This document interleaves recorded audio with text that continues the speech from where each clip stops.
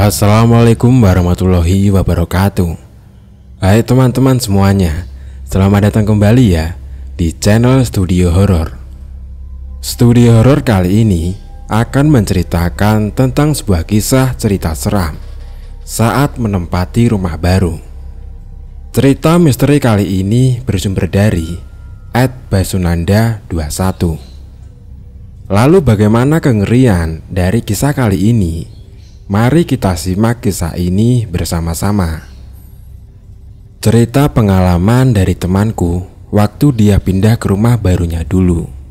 Jadi begini ceritanya. Dulu waktu SD aku punya teman di kampung. Terus singkat cerita, dia harus pindah rumah karena bapaknya pindah tempat kerja atau mutasi. Awalnya pas pertama pindah, bapaknya kontrak rumah di daerah dekat pusat kota. Lalu setelah 2 tahunan kira-kira, bapaknya beli rumah di daerah yang agak pinggiran kota, bisa dikatakan di desanya. Nah, kata temanku, sebut saja dia namanya Bayu. Bapaknya dapat rumah dengan harga yang lumayan murah karena sepemilik awal lagi BU buat bayar hutang, dan daripada juga disita bank.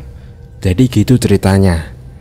Jadi rumah itu dibeli deh sama bapaknya Bayu. Bayu bilang di daerah rumahnya situ masih jarang rumah, karena juga tempatnya memang lebih masuk ke dalam kampung, tetapi akses jalan mobil bisa masuk. Singkatnya, waktu Bayu pindah ke rumah barunya itu, dia masih sekolah di SD yang ada di kota. Karena udah kelas 6 juga, jadi kalau pindah malah jadi ribet urusannya. Setiap hari Bayu berangkat bareng bapaknya, sedangkan yang di rumah cuma ibu sama adiknya saja. Rumahnya lumayan besar, per ruangan itu luas, yang sempit mungkin cuma bagian dapurnya saja. Tapi waktu SMP main ke sana, dapurnya sudah renovasi. Dan kalau rumah di desa itu pasti dapat halaman yang gede. Rumahnya lumayan rindang karena banyak pohon yang ditanam pemilik sebelumnya. Dan juga rumahnya itu masih gaya lama.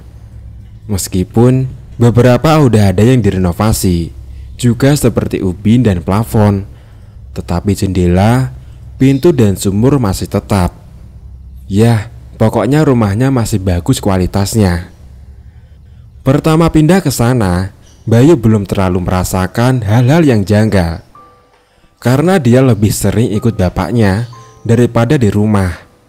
Yaitu pulang sekolah, dia naik angkot ke kantor bapaknya. Dan di sana juga, dia sama bapaknya sampai pulang larut malam. Sampai rumahnya ya tidur. Setelah UAN atau ujian akhir nasional, Bayu jarang ke sekolah. Mungkin beberapa kali saja, sama sekalian cari sekolah SMP. Disitulah Bayu dapat hal-hal yang janggal. Saya akan mulai cerita satu persatu, seperti apa yang diceritakan oleh Bayu.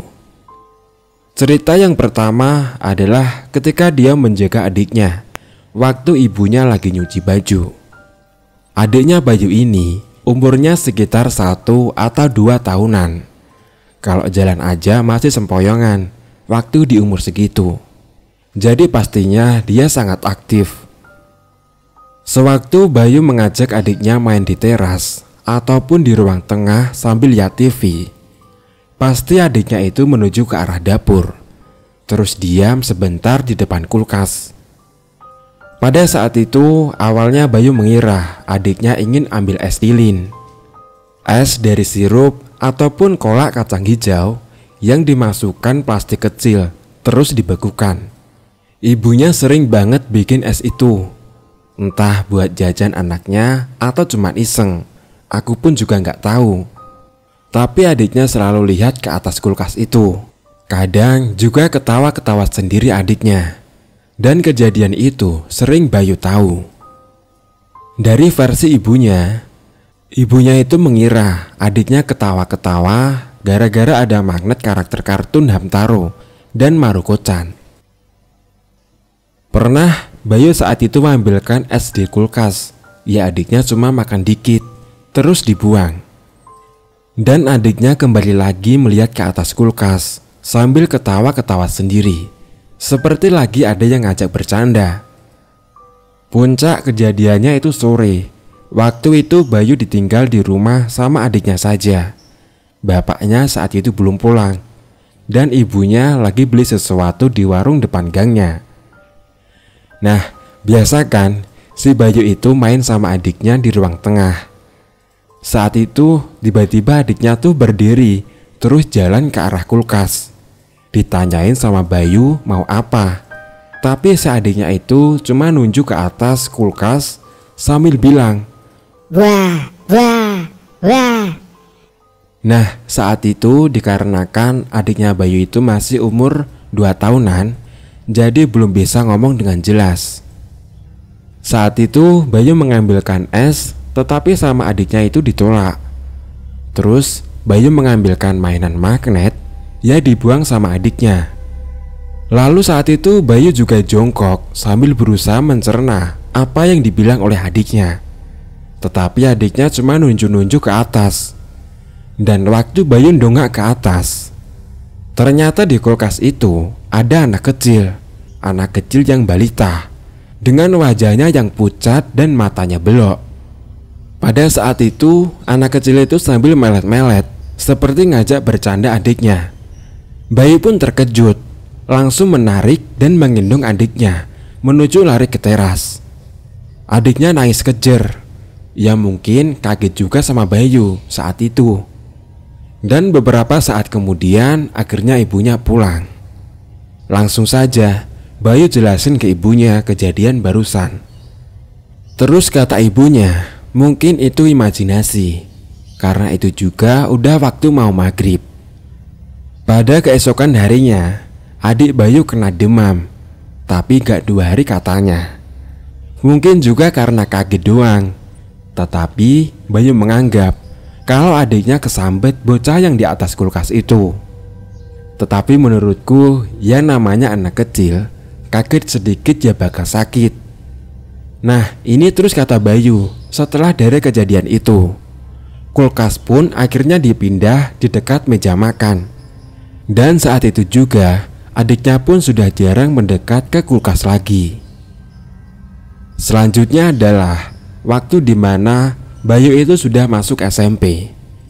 Lalu ada kegiatan orientasi siswa baru, yang mana dapat tugas yang aneh-aneh dari seniornya. Kejadian ini adalah ketika Bayu ada di kamarnya, di kamar yang nomor 2. Bayu saat itu lagi ngerjain tugas prakarya. Tepat waktu itu kata dia sekitar jam 10 atau jam 11-an. Saat itu dia masih gunting-gunting kertas sambil dengerin musik di radio. Tiba-tiba suara dari radionya itu mengecil dengan sendirinya. Dan waktu itu beberapa kali juga suara dari radionya itu mengecil dengan sendirinya. Tetapi waktu itu tidak mengganggu Bayu. Namun Bayu sesekali menangkap bayangan putih yang ada di luar jendela lewat ekor matanya.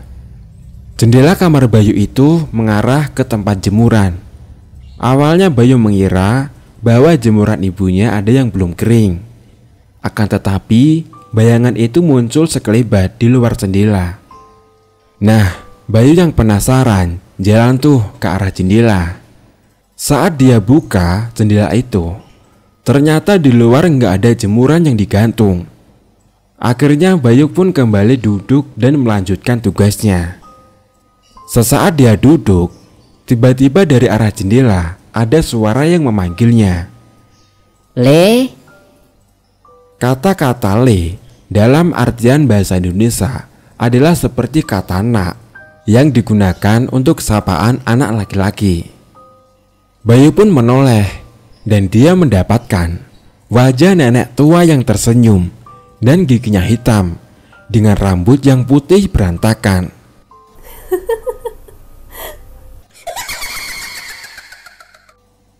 Bayu saat itu cuma bisa teriak dan lari ke kamar orang tuanya. Lalu dengan gemetar, Bayu pun menjelaskan kepada orang tuanya kejadian itu.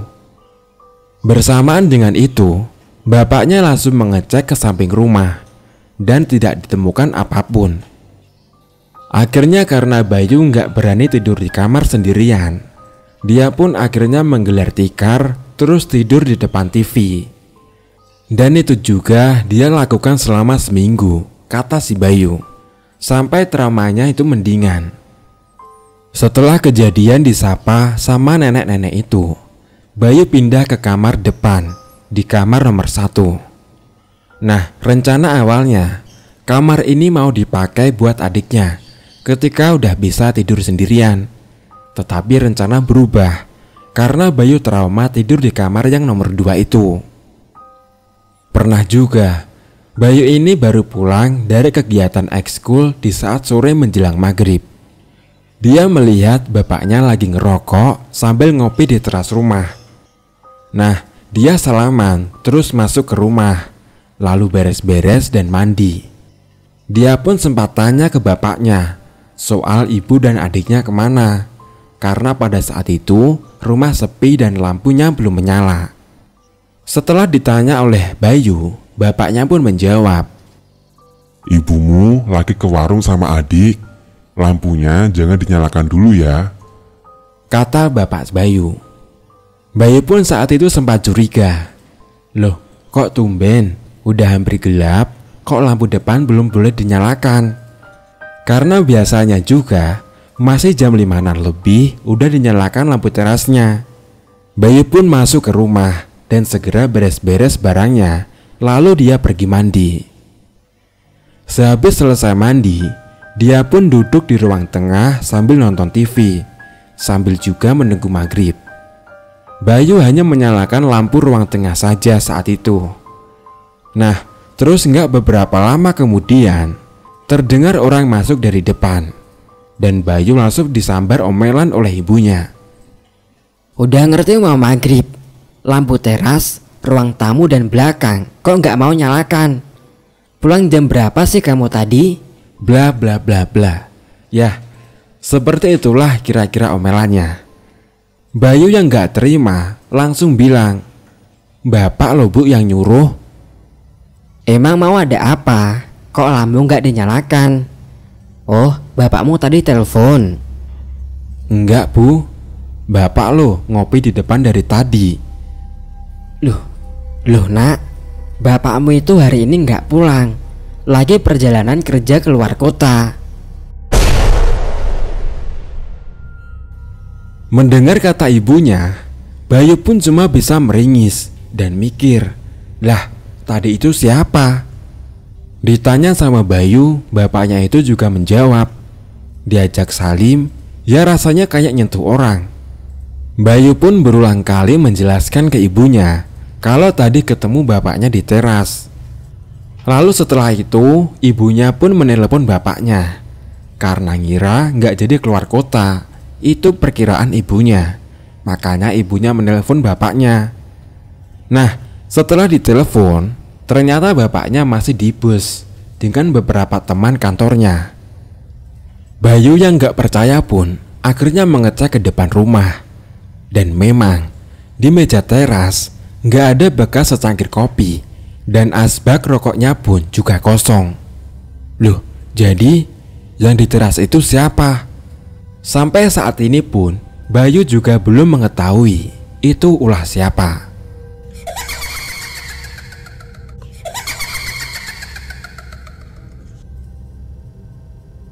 Lalu pernah juga ini Bayu diceritain dari ibunya. Waktu pagi itu ibunya nyuci pakaian di belakang. Ibunya lihat si adik jalan-jalan ke belakang sambil mainan ikan hias di kolam kecil di dekat pintu belakang. Ibunya pun sesekali mengawasi anaknya karena takut nanti main ke arah sumur. Sesaat kemudian ibunya masuk ke kamar mandi untuk ambil deterjen sama softener di situ. Pas ibunya ini nengok keluar, ternyata si adiknya Bayu ini udah ada di atas bibir sumur dan lompat ke dalam sumur. Ibunya Bayu ini langsung teriak sambil lari ke arah sumur dan juga berusaha mengeluarkan tali timba dan memanggil anaknya yang lompat ke sumur itu. Bapaknya pun langsung lari ke belakang dan tanya si ibu ada apa. Ibunya pun menjelaskan sambil ibunya menangis kalau si adik lompat ke dalam sumur. Waktu itu bapaknya heran, terus nenangin si ibu dan bilang itu cuma bayangan ibu saja. Tetapi ibunya bilang kedengaran suara ada yang jatuh di sumur. Terus bapaknya pun menyeret ibunya ke depan dan ditunjukkan kalau anaknya lagi ada di anyunan depan rumah sama beberapa anak tetangganya. Langsung saja ibunya lari memeluk anaknya dan langsung dibawa masuk ke rumah. Nah, lalu kejadian yang terakhir yang Bayu ceritakan ini adalah cerita yang terepik. Masih ingat kan? Bayu itu tidak mau tidur di kamar tengah karena Bayu takut ada nenek-nenek di jendela. Dan akhirnya dia milih pindah di kamar depan. Jadi ceritanya adalah pada suatu malam Bayu itu mimpi dikejar sama orang yang gak dikenal. Terus Bayu jatuh ke jurang. Dan akhirnya dia kebangun dengan perasaan yang kaget, bingung dan gemetaran.